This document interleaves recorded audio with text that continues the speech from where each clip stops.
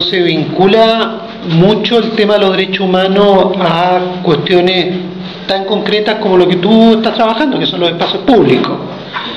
La idea mía es que después de esta exposición que yo te voy a dar, de esto que yo preparé, a ti te quede muy claro de que hay una relación muy directa.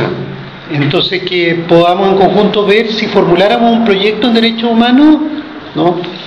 En relación con los espacios públicos, con Alerce, con el capital social, en fin, ¿cómo lo podríamos formular? Esa es un poco la idea. Entonces, lo primero sobre esto es que los derechos humanos se pueden medir, ¿no? Se pueden medir y los derechos humanos pueden servir, pueden servir para trabajar muchos temas. Y ahí todos los temas de las investigaciones que están haciendo ustedes se pueden trabajar desde la perspectiva de los derechos humanos. Y eso es un poco lo que yo quiero demostrar justamente hoy día para que hagamos el ejercicio de formular un proyecto de tesis, ¿no? Junto, ¿no es cierto?, con este tema, para que esto nos sirva para poder replicarlo ya de forma puntual en cada proyecto de ustedes.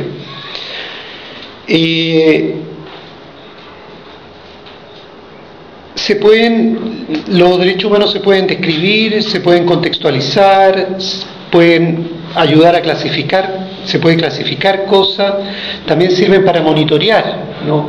Monitorear, por ejemplo, conductas generales. Por ejemplo, si estoy planteándolo así como ejemplo, que se puede hacer incluso en los colegios. Se puede ver cómo las prácticas en los colegios guardan relación o no con los principios de derechos humanos que se supone que se debieran de respetar en todos los estados, porque los gobiernos han celebrado acuerdos internacionales, han suscrito acuerdos internacionales. Estoy pensando en uno muy simple: los derechos del niño. Los derechos del niño, que son derechos universales, que han sido, los gobiernos han suscrito acuerdos, se deberán de llevar a prácticas concretas, que se traducen en comportamiento en las salas de clase. Entonces, sería súper interesante preguntarse, ¿no es cierto?, hasta qué punto todo este tema de las reformas educacionales consideran esto, ¿no? Pero también los derechos humanos sirven para hacer prescripciones políticas, para desarrollar políticas. Por ejemplo, en el tema de los espacios públicos, digamos, se podría decir que el Estado de Chile ha celebrado, por ejemplo, las convenciones internacionales de derechos políticos, civiles, económicos, sociales. Lo ha ratificado ese tratado, pero luego uno podría preguntarse hasta qué punto el gobierno de Chile o las instituciones, las municipalidades en estos casos, están generando la infraestructura para que estos derechos efectivamente se cumplan en la práctica, en la vida de cada uno de nosotros. Y esto, por ejemplo, generando espacios públicos que garanticen que las personas van a poder tener acceso a esos derechos.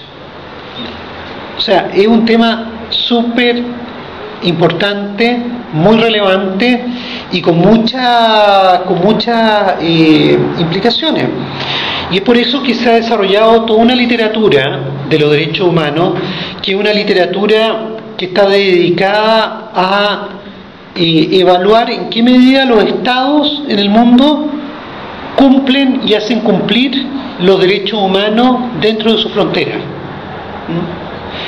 Y esta literatura también se preocupa de cómo monitorear esto, cómo monitorear que los derechos se cumplan en todos los niveles, ¿no? En las políticas de los gobiernos, en los sistemas administrativos que tienen los municipios, las instituciones, pero también incluso que los gobiernos los hagan cumplir a las instituciones o las corporaciones que no dependen de ellos, pero que sí están dentro del Estado. Estoy pensando, por ejemplo, con el tema de la educación, que los gobiernos, los municipios, en fin, que los gobiernos hagan que los municipios los cumplan, pero que también los gobiernos, el Ministerio de Educación, los municipios, hagan que las corporaciones cumplan los derechos humanos en los colegios, las corporaciones que se dedican a trabajar en este tema, y que también las administraciones de los colegios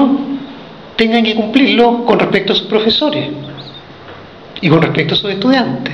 O sea, todo ese es el ámbito de los derechos humanos, que debiera de ser efectivo, debiera de cumplirse en los países. Entonces, por eso vuelvo a la idea de que hay una literatura enorme de los derechos humanos que cubre todos estos ámbitos, si se cumplen a nivel municipal, si se cumplen en el ámbito de la educación, si se cumplen los derechos en el ámbito de la salud, si se cumplen también, porque los derechos humanos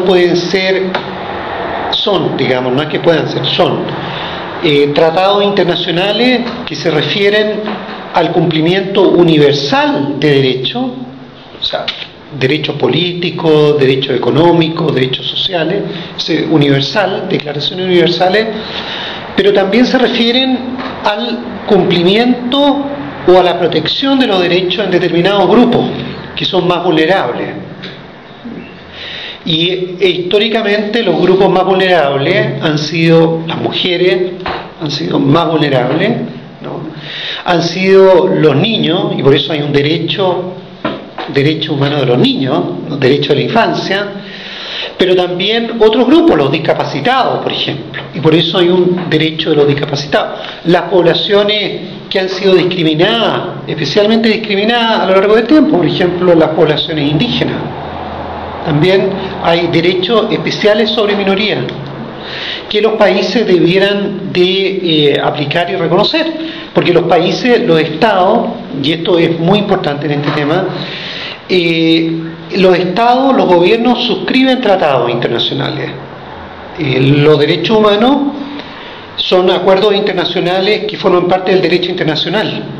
Entonces son las leyes, son las normas que rigen para todos los estados, pero los estados los tienen que firmar para que esos derechos los obliguen a ellos a tener que desarrollar políticas, ¿no?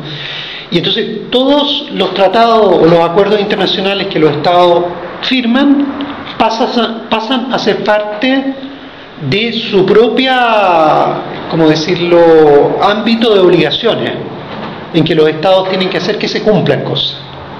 Y por eso, cuando uno menciona, como yo lo hacía, los derechos del niño, el derecho de la mujer, el derecho a la no discriminación, el derecho de las minorías étnicas, todos estos derechos, en el caso del gobierno de Chile, los gobiernos de Chile los han firmado internacionalmente, han suscrito estos grandes acuerdos y por lo tanto están obligados a cumplirlo, y por lo tanto el gobierno de Chile tiene que reportar porque estos tratados se firman, pero también se crean organizaciones que deben de velar por el cumplimiento, se crean comisiones con expertos.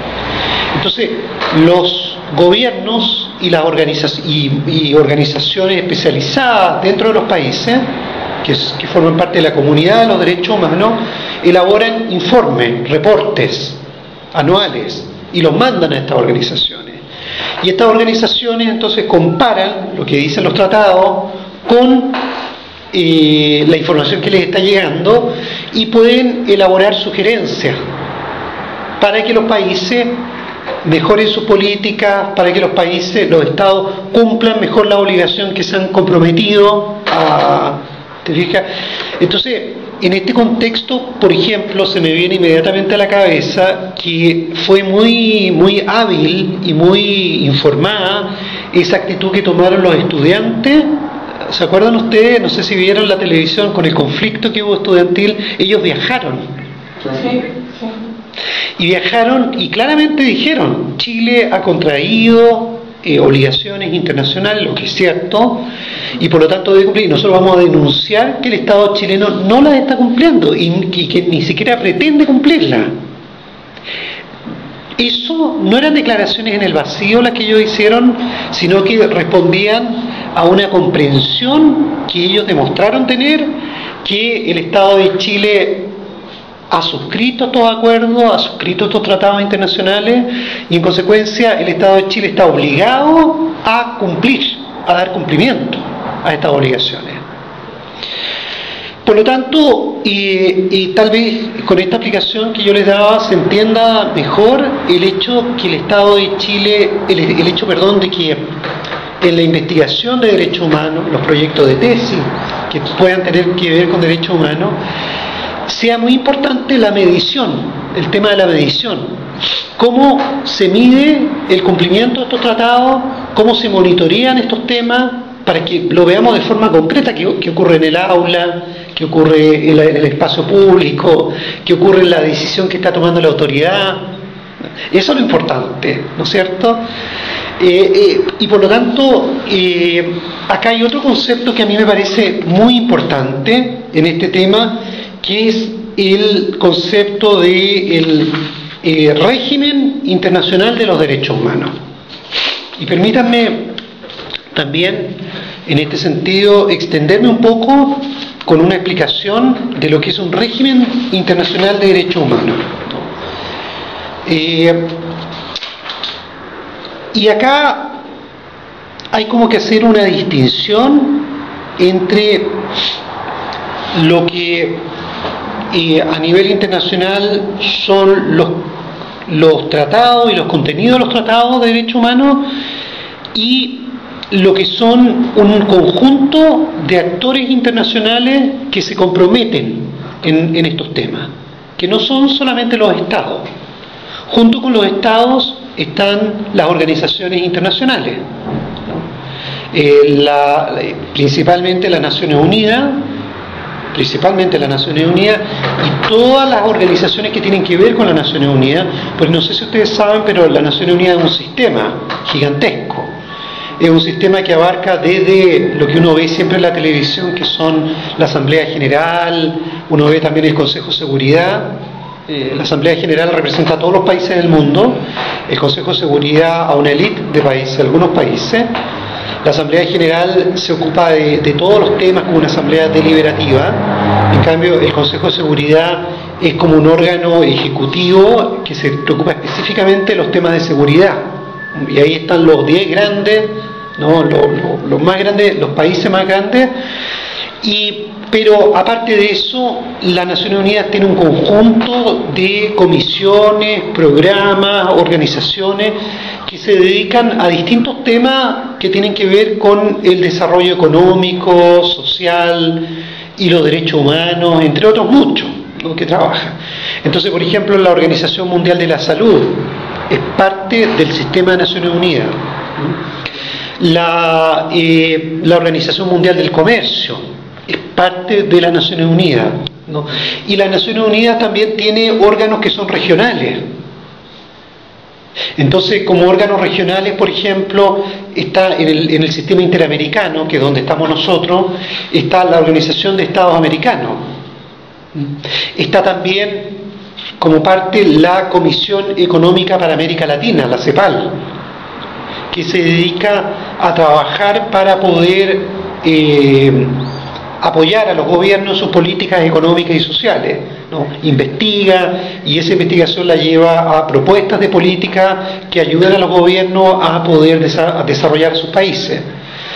Entonces, en todo este sistema inmenso ha sido Naciones Unidas uno de los principales actores internacionales que ha desarrollado el régimen de derechos humanos.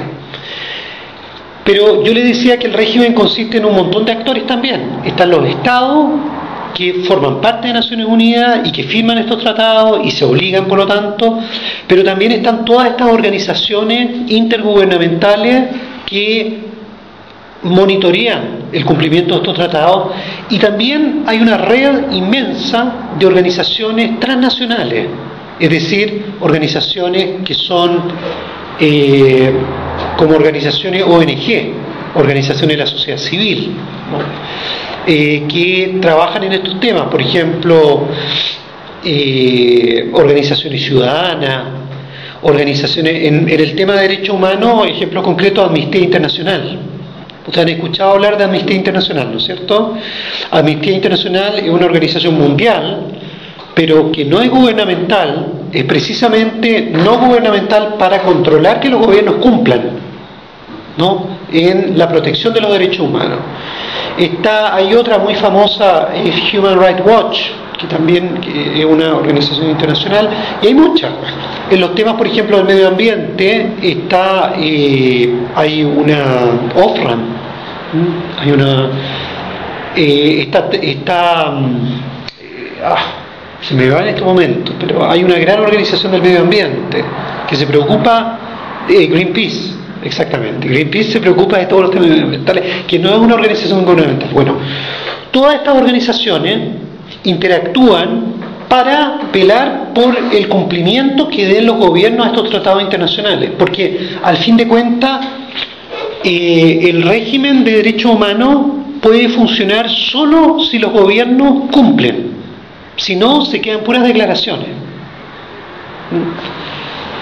De ahí que sea importante entonces conocer bastante este régimen de derechos humanos para entenderlo.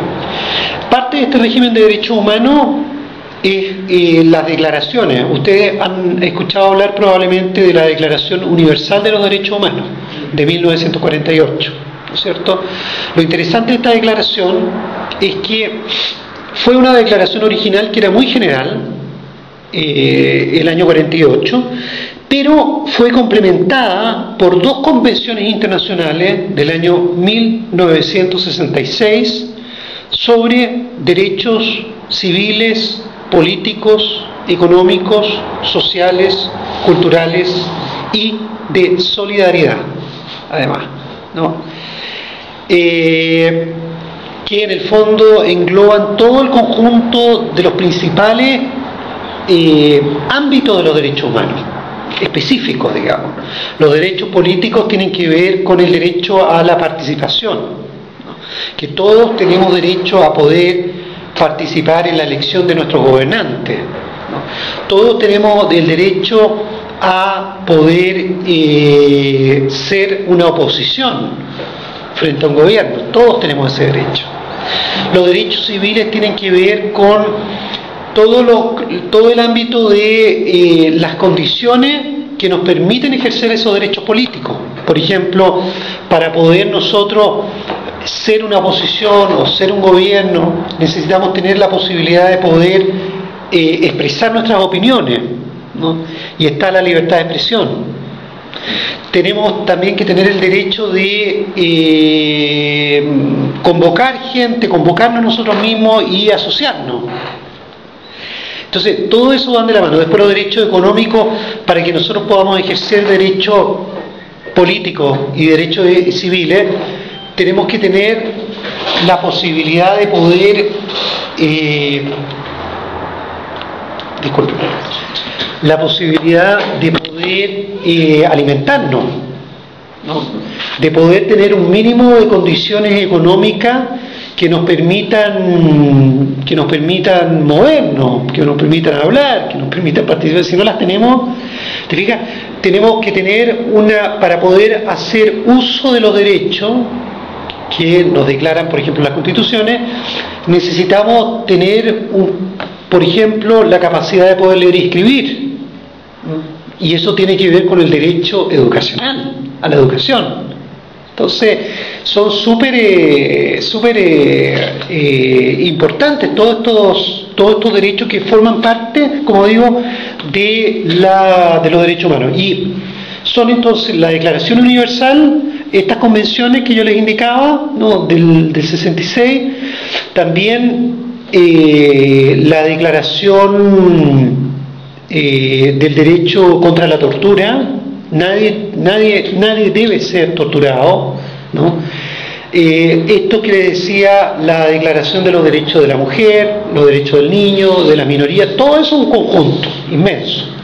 Pero lo importante es que esto se cumpla, y lo importante es que haya esta red de actores y de organizaciones que realmente se comprometan para que los estados que han suscrito estos acuerdos los ratifiquen, porque eso es súper importante. O sea, el Estado puede al comienzo decir que sí, pero lo importante es que lo ratifique, porque al ratificarlo queda comprometido.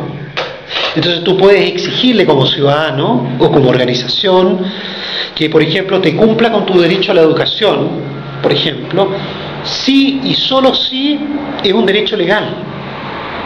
Y para que sea un derecho legal, en Chile, por ejemplo, tiene que el Estado chileno haber ratificado internacionalmente ese derecho.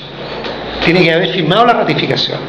Entonces es interesante porque también el monitoreo de los derechos humanos significa el estar monitoreando que los Estados cumplan con esto de ratificar, que participen en los foros internacionales, que no se excluyan de eso, y que lo informen en sus países, que no lo tomen como un secreto reservado, como que solo los ministerios de Relaciones Exteriores son los que deben de manejar esto, sino que sea público.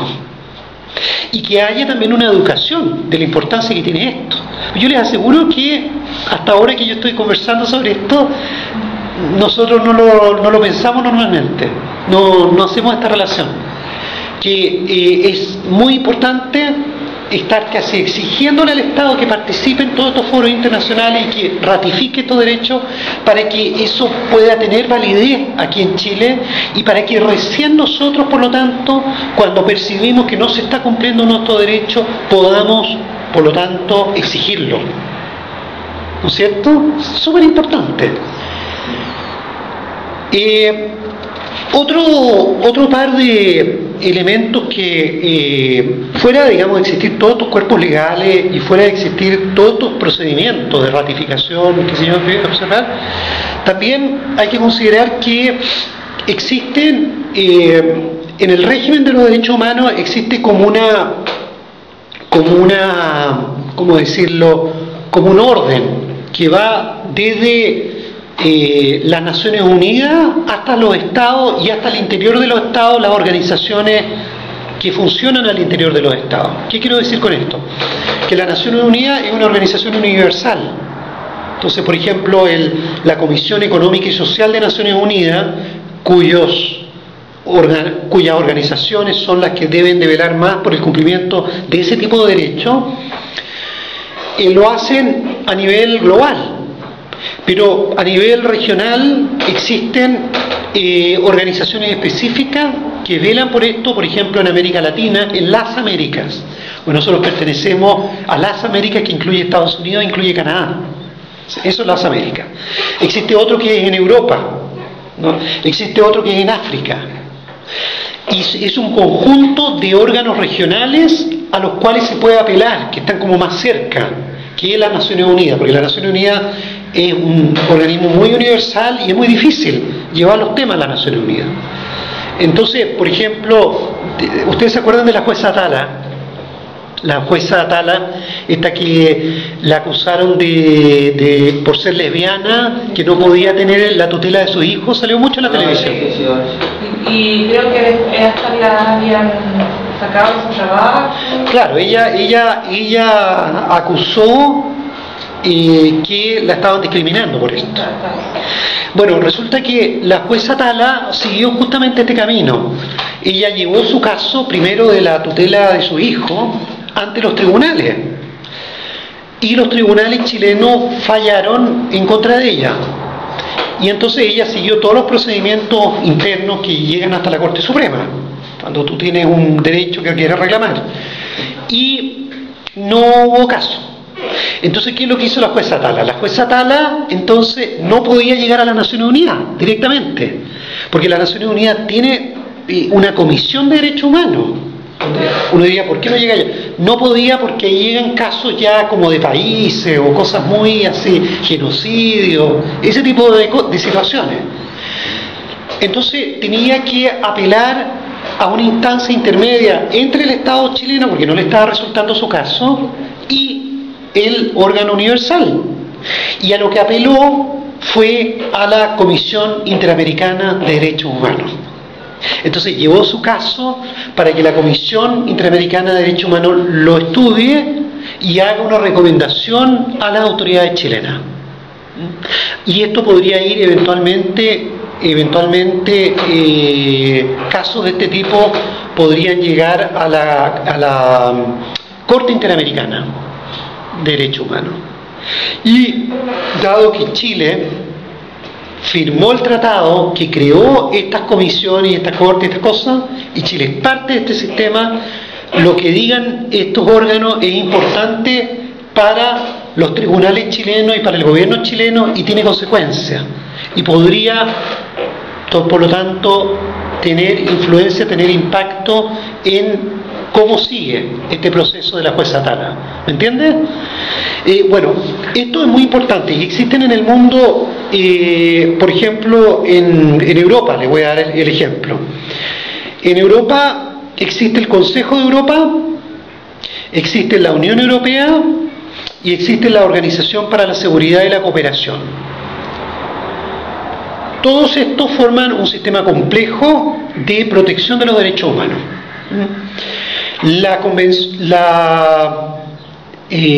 Además, en Europa hay una Convención Europea de Derechos Humanos que fue firmada en 1950 y que esto permite precisamente que personas, individuos puedan llevar sus causas, sus problemas a instancias que son regionales de toda Europa, ¿no? Pero les quiero contar que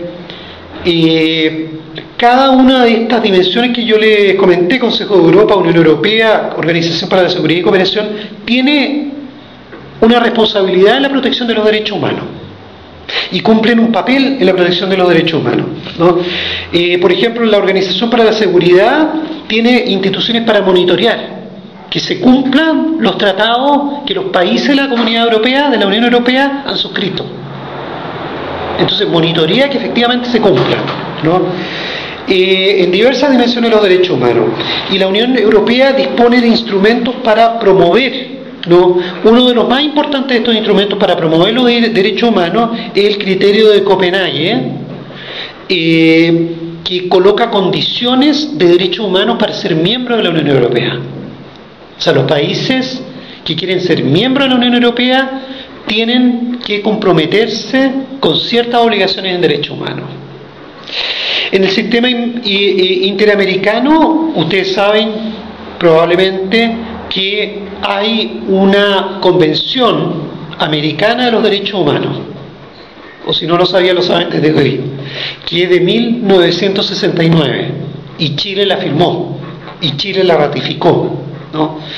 Y es muy interesante porque es el único sistema en el mundo que autoriza las visitas de expertos internacionales para que entren en los países y observen situaciones de derechos humanos complicadas.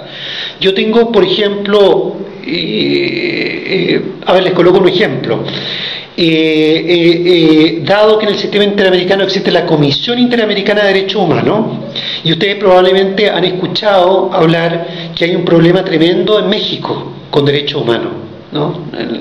Hay una matanza indiscriminada, especialmente en la frontera, de personas que quieren emigrar hacia los Estados Unidos o incluso hacia México. Muchos centroamericanos que llegan a México y se transportan en trenes, digamos, en la noche, ¿no?, para pasar la frontera, y resulta que hay ciertas regiones de México donde hay como unos escuadrones de la muerte que agarran a estas personas y matan a diestra y siniestra, hay desaparición forzada de personas y queda la embarrada.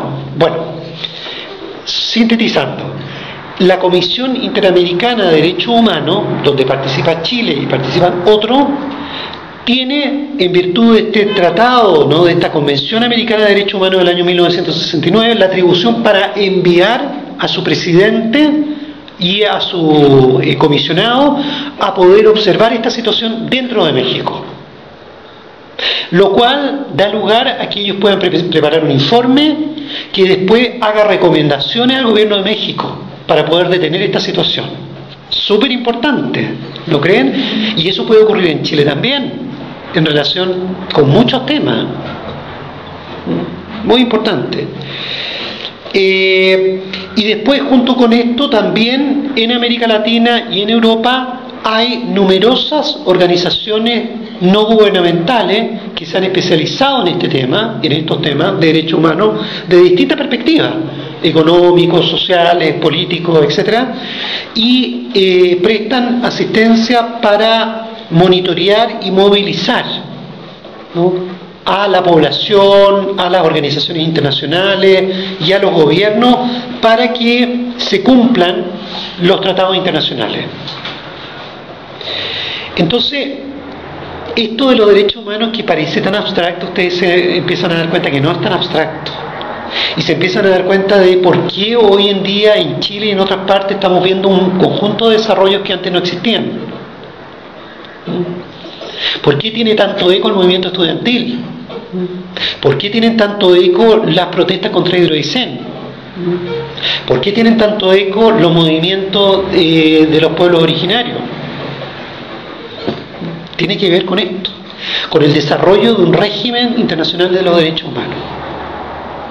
Interesante, ¿no es cierto? Importante, súper importante. ¿Tiene comentarios? No, me llama la atención los derechos humanos porque, por ejemplo, hay un autor que se llama David Harvey, que él aboga por el derecho a la ciudad.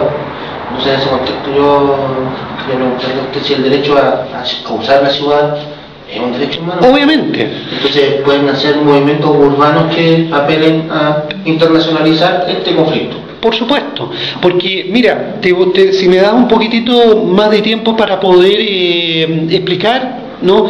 Quiero explicar justamente estas dimensiones que tienen que ver con hasta dónde llegan, ¿no?, y hasta dónde se pueden exigir, ¿no?, que tiene que ver mucho con los contenidos de los derechos humanos. Entonces, acá hay que distinguir niveles de derechos. Déjame explicarte un poco sobre esto, que también es muy importante. Hay un nivel básico, hay un nivel secundario y está el nivel de los indicadores de los derechos humanos. El nivel básico consiste en las proposiciones teóricas, como las declaraciones de los derechos humanos. Qué sé yo, que todos los niños tienen el derecho a tener una infancia libre, ¿no es cierto?, de maltrato. Es una declaración. Pero el nivel secundario subraya elementos más específicos de ese derecho general. Y el nivel de los indicadores subraya cosas que hay que observar y que hay que monitorear para que ese nivel básico y ese nivel secundario se cumpla.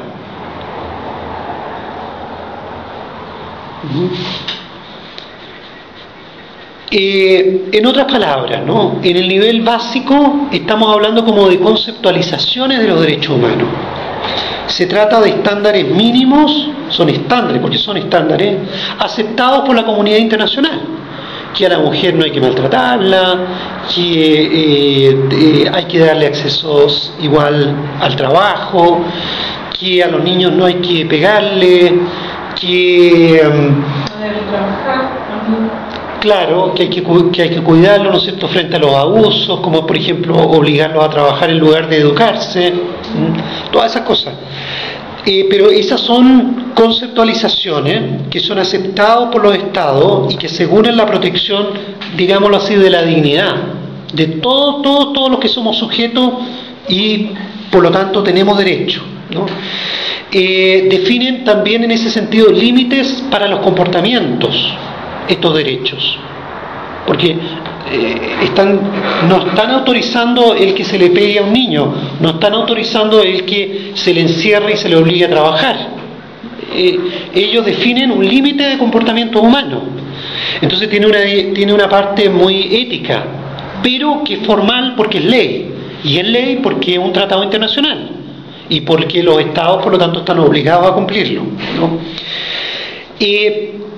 Y esto se puede entender también en tres niveles, que es como derechos en principio, son los derechos que se declaran, pero los derechos también en la práctica, es decir, los derechos que se cumplen efectivamente, y los derechos como políticas, es decir, que son justamente lo que tú estabas diciendo recién, que son las políticas que los estados deben desarrollar para que estos derechos efectivamente se puedan cumplir.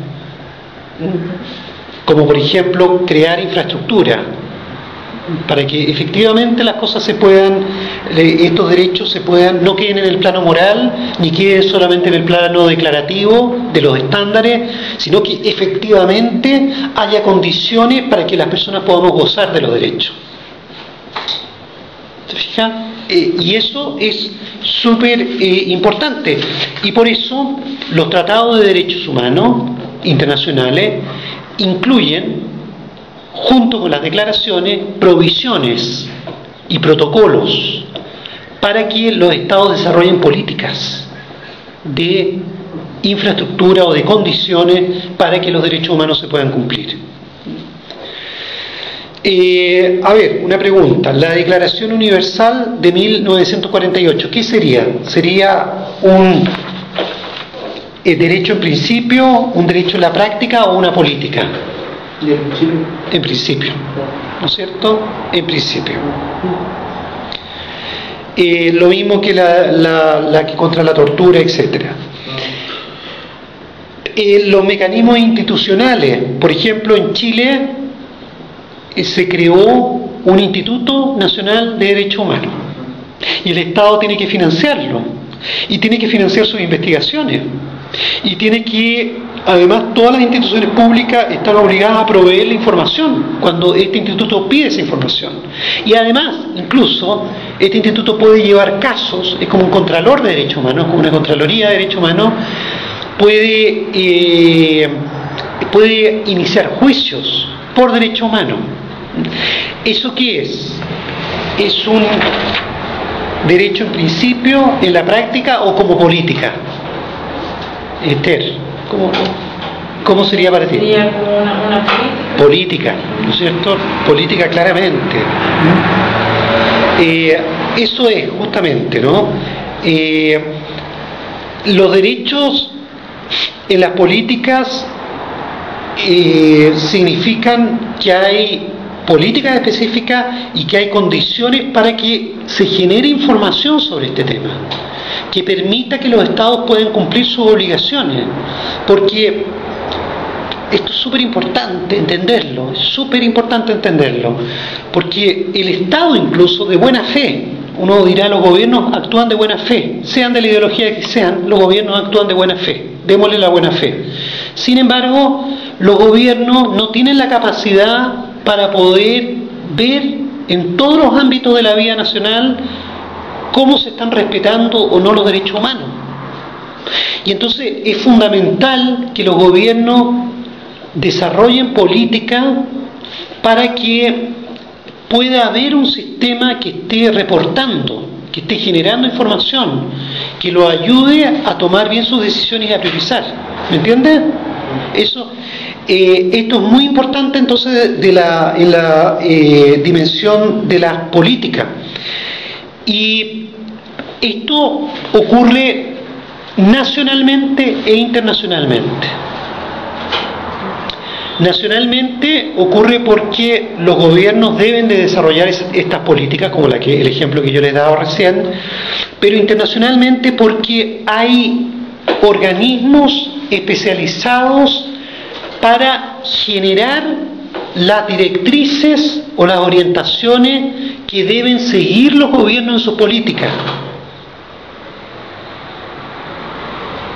Es decir, por ejemplo, si el gobierno de Chile crea un instituto, o si el gobierno de Chile repara a víctimas por violaciones de derechos humanos, o si el gobierno de Chile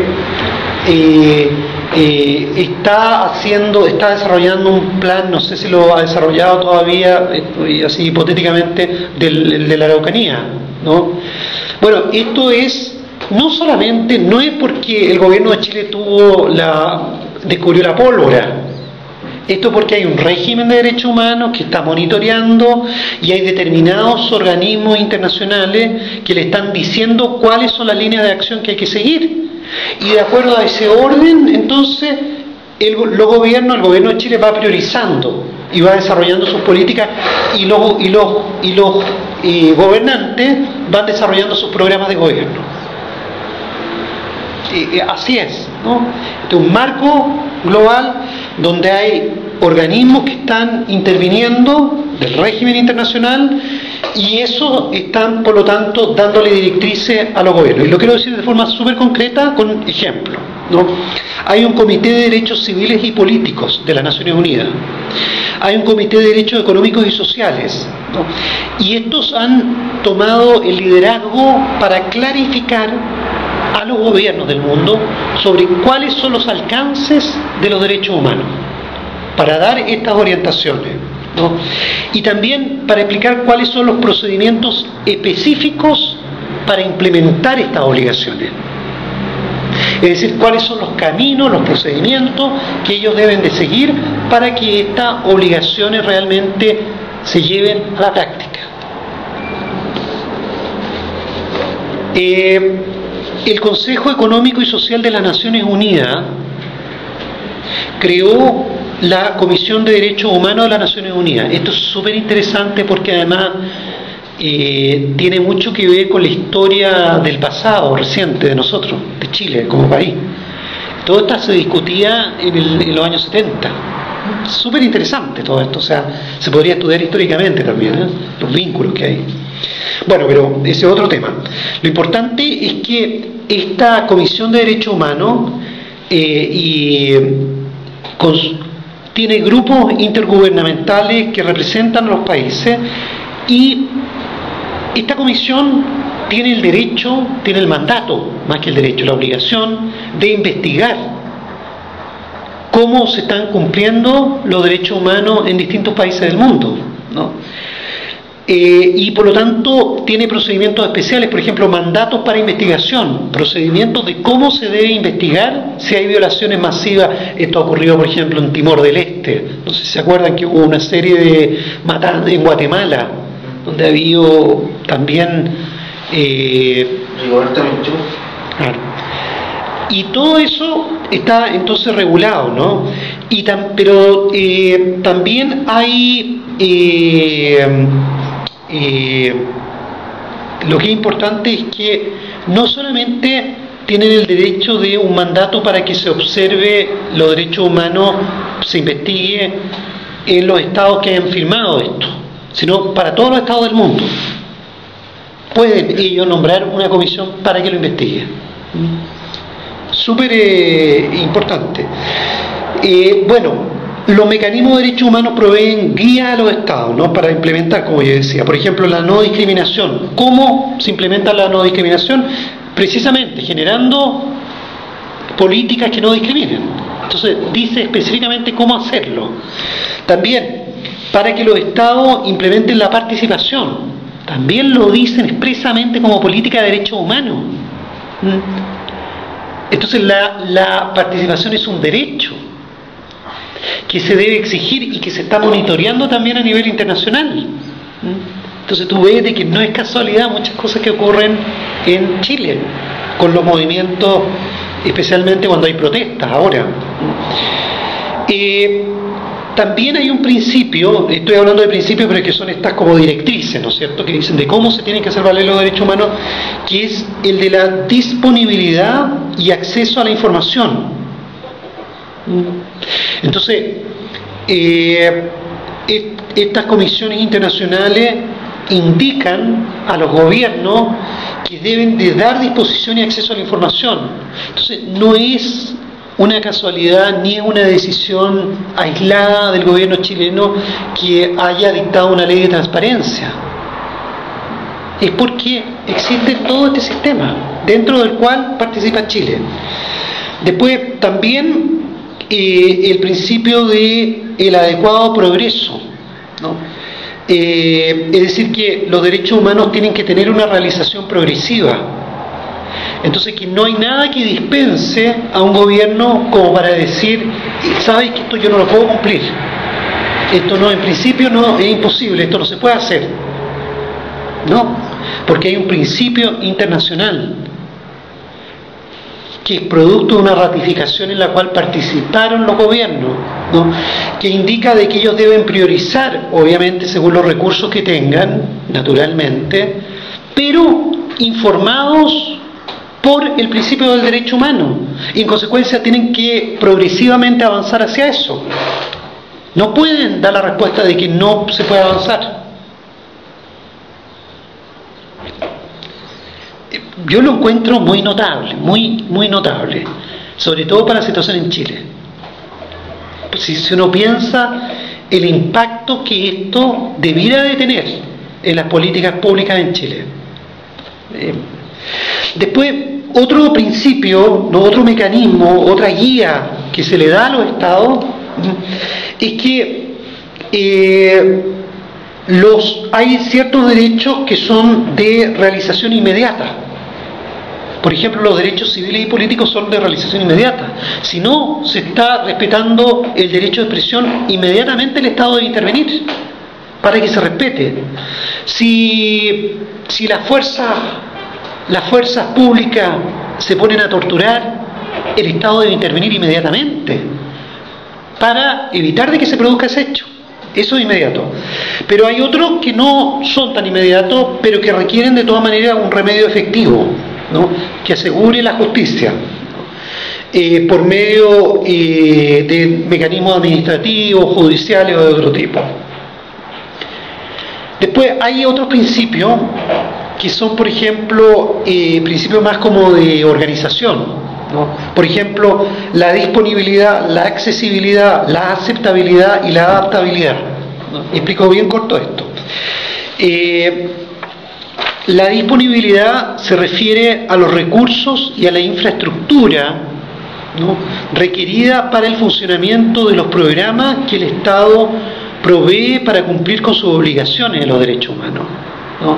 O sea, si el Estado desarrolla un programa de mayor integración, supongamos en la ciudad, en el tema de Alesse, ¿no? De mayor integración social, etcétera, y que debe haber espacios públicos, etcétera, bueno, entonces tiene que dar la disponibilidad de los recursos para que haya una infraestructura requerida, necesaria, para que estos derechos se puedan garantizar.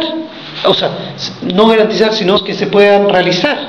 ¿Te fijas? Porque no es suficiente la declaración del derecho, sino que hay que generar las condiciones. Y lo mismo en el caso, si el Estado dice que todos los niños tienen derecho a la educación, bueno, tiene que generar los recursos para que haya la educación de calidad, tiene que darlo. Los edificios, las salas de clase, todas las cosas que son necesarias. La accesibilidad implica que las provisiones para implementar los derechos estén al alcance de todos. Implica la no discriminación en el acceso, no discriminar en el acceso. La accesibilidad física, ¿no? La accesibilidad económica, o sea, el Estado debe de generar todos los vasos comunicantes o todas las condiciones que permiten que todos tengan acceso a estos derechos, no solo algunos. La adaptabilidad, una cuestión muy importante es la aceptabilidad, que especialmente importante para la región de los lagos, creo yo, porque consiste en la relevancia. Es decir, que el Estado debe cumplir con estas cosas que yo les decía antes, pero adecuado también a las condiciones culturales y a las sensibilidades locales. Entonces no es cosa que te coloque cualquier infraestructura, cualquier cosa, sin respetar, es que todas las personas tienen derecho a expresar su propia cultura, ¿no es cierto?, y al realizar sus derechos. Entonces, todas estas obligaciones del Estado las debe seguir, pero asegurando la provisión de derechos, pero que esté en sintonía con estas sensibilidades culturales y locales. ¿Se imaginan acá un ejemplo en la región de los lagos de esto que estoy diciendo? ¿O es muy complejo? ¿Ah? ¿Es como un poco complejo? ¿No? ¿Lo simplifico? No, a ver. No, pero me cuesta a mí identificar una realidad nunca genera. Yo pienso, por ejemplo, imagínate que yo estoy pensando en la población comunidades mapuche, que ellos dicen nosotros tenemos el derecho a la tierra en cierta región. Y el Estado le dice perfecto, le firmo una fórmula para que ustedes tengan ese derecho a la tierra, dicto una ley, qué sé yo, y les doy pedazos de tierra bajo tales y cuales condiciones. y resulta de que esas condiciones no se ajustan a la cultura de esa población. Entonces no se está cumpliendo este tema de la aceptabilidad. Es decir, los sujetos de derecho deben de tener la capacidad de aceptar estas infraestructuras y estas soluciones que da el Estado para poder realizar su derecho, porque si no, por más que se les dé, y es lo que pasa en Chile, no se van a realizar esos derechos. ¿O ustedes creen que es distinto? Bueno, hay un conflicto que no se acaba. A ver, ¿cómo? O sea, que siempre están ellos, el grupo, digamos, de indígenas está desconforme con lo que le entrega el gobierno y el Estado trata, pero nunca hay como un acuerdo, siempre siguen en conflicto. Pero tú ves que se da este problema de la aceptabilidad, es decir, tú ves de que hay como una especie de asintonía o que no hay sintonía, claro, entre la política que está aplicando el gobierno y las expectativas que tienen los indígenas de poder realizar sus derechos, de poder gozar de sus derechos. Claro, esa es la impresión que da, porque no hay un acuerdo, claro, no hay sintonía como es. Claro, pero lo increíble es que pero la aceptabilidad tendría que ser por parte del Estado o por del Estado. O sea, el Estado debiera de considerar estos elementos culturales y estas sensibilidades para adaptar su oferta a esto. Encontrar una fórmula. ¿Fija? No basta con que el Estado diga estoy cumpliendo mi obligación internacional porque le estoy dando algo. No basta con eso. Es súper importante. Después la adaptabilidad es otro. ¿Cómo lograr la aceptabilidad cuando, por ejemplo, confluyen varios actores en un territorio? Por ejemplo, le pongo el caso del borde costero de Puerto Montt, o sea, el casco histórico de Puerto Montt, que confluyen actores privados, públicos, ciudadanos, porque por ejemplo algunos ciudadanos no están de acuerdo con el mall, por ejemplo, están porque tapa la vista, es como una negación de la ciudad. Entonces la aceptabilidad y cómo... La aceptabilidad se debiera dar por medio de generar un proceso de participación. Un consenso. Para que se alcanzara un consenso y a partir de ahí se pudiera, ¿no es cierto?, empezar a avanzar. Sí. Porque pareciera ser que la lógica fue la otra. Bueno, pero por eso te digo, por eso que es muy importante este tema. Porque tú ves de que no hay justificación para decir que no se pudo hacer. Porque están las directrices internacionales, están los acuerdos internacionales, están las obligaciones firmadas, está el conocimiento de cómo se hace en otras partes del mundo. Entonces, ¿qué justificación? No se pueden dispensar, el Estado no se puede dispensar de que no puede cumplir esta obligación. Ese es el punto. Y la adaptabilidad se refiere a la flexibilidad en la implementación de las políticas para asegurar que ellas se adaptan a las necesidades cambiantes de la sociedad y de las comunidades. Todo esto está un poco de la mano: disponibilidad, accesibilidad, aceptabilidad y adaptabilidad. Estas comisiones internacionales de las Naciones Unidas, regionales, etcétera, lo que dicen a los estados: ustedes tienen todas estas formas de poder alcanzar la meta y por ahí hay que avanzar. Ahora, si no lo están haciendo es porque no quieren,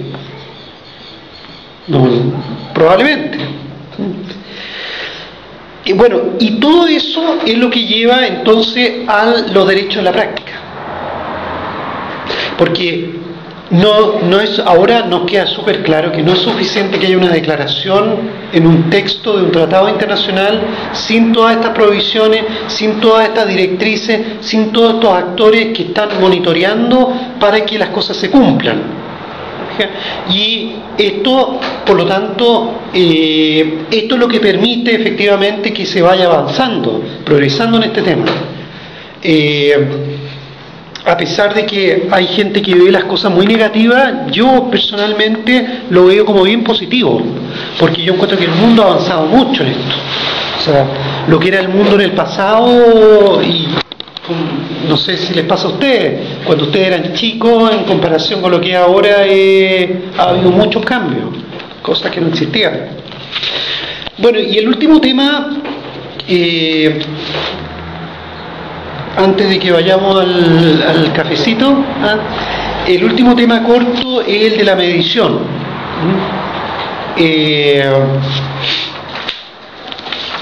Y la medición, es decir, ustedes podrán advertir, por lo que estoy contándole, que la realización de los derechos humanos en cualquiera de estas áreas, de los trabajos de ustedes, no se queda en el nivel de las declaraciones y no se queda en el nivel de los tratados internacionales como textos normativos. También tiene una dimensión política, de políticas públicas, y tiene una dimensión de práctica, cosas que hay que hacer en la práctica, comportamiento, que hay que monitorear. Que esto se haga, que esto funcione así, depende mucho de que haya información, de que haya monitoreo, de que haya vigilancia, por decirlo así, internacional y nacional, para que se cumplan estas cuestiones. Y yo diría que una de las cosas que se ha desarrollado más han sido las redes de organizaciones en el mundo que se preocupan de esto. Hay redes que está lleno, hasta en Puerto Montt, en Osorno, en todas partes de Chile hay montones de organizaciones de la sociedad civil, internacionales, universidades, etcétera, que se preocupan, surconsultores, todo eso, son parte de esta red, que se preocupan de monitorear este asunto y de denunciar y de estar generando en el fondo la información.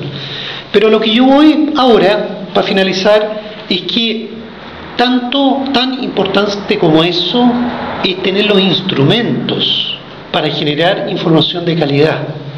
Esa es la clave, a mi juicio. No sacamos nada con tener un par de organizaciones o muchas organizaciones que estén denunciando cosas si no pueden demostrarlo, si no pueden generar pruebas. Porque la denuncia se va a quedar como en una especie de disparos contra fantasmas, no va a llegar a ninguna parte, y los responsables de las políticas se van a reír, van a decir, esta gente está alegando, pero ¿de qué alega? A veces sale esto en los diarios, cuando hay movimientos así de descontento o de indignados, la prensa dice, mire, de lo que están alegando esto es ridículo. Claro, porque no tienen la metodología para poder generar la información que da una prueba. Por eso que es muy importante que en la tesis se exige esto, las tesis, los proyectos de tesis, los trabajos, que haya un trabajo profesional con los métodos para poder generar la información de calidad.